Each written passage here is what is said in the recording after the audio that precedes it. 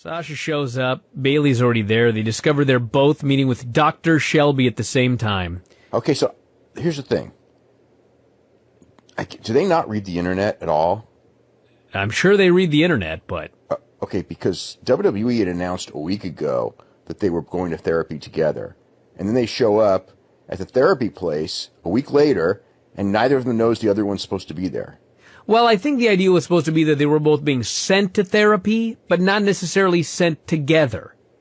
I thought that it was pretty clear it was together. Well, I think we all figured it was together because that's how they do things, but they never specifically said they would be sent together. They just said they were both going to be going. Okay, so the point is that they should have... Why should they have been surprised then?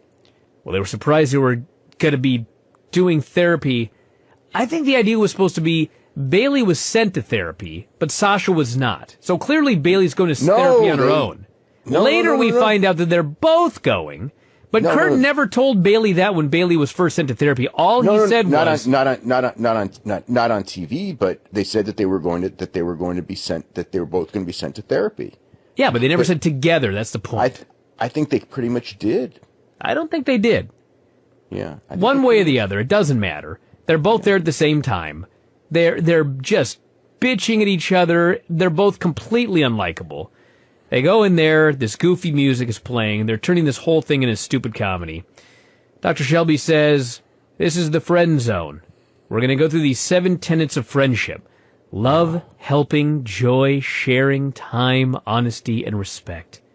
And then they cut away. This was the first of several segments. Sucked. Yeah. I watched, like, literally right before the show, I watched Being the Elite. And, and they have, I don't think that they have like 21 writers of Being the Elite. I don't even know how many writers I promise they you have. they don't. Yeah. And I mean, I was cracking up. I mean, they had stuff that if you're not inside, you would laugh at. They had stuff that if you were inside, they would laugh at.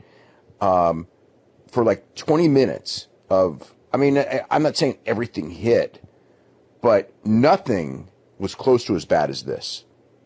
And this is only like 2 minutes or something total in the whole show, 2 or 3 minutes, right?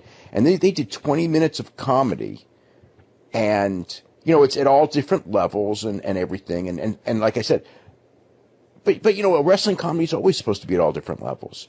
I don't know, man. It was like it's like they don't do comedy well. I don't know if it's the performers aren't as good or well, the material is certainly not as good. How did they? I don't know. I think if they if almost any other company did this, I don't know. I want to say it would be better, but I think it probably would. Virtually every company I can think of, it would be better because they don't have 29 writers. They let the performers go out there and be themselves and I'm guessing use their own creativity. I'm guessing that they didn't have 29 writers or 21 writers work on this thing. I sure hope not. They probably only had one, but I think that the framework of what they want, because the writers are writing for Vince, they're not writing for everyone else, so they're trying to write for what will make Vince happy, and I don't know, and Vince is tweaking it to what's going to make him happy anyway.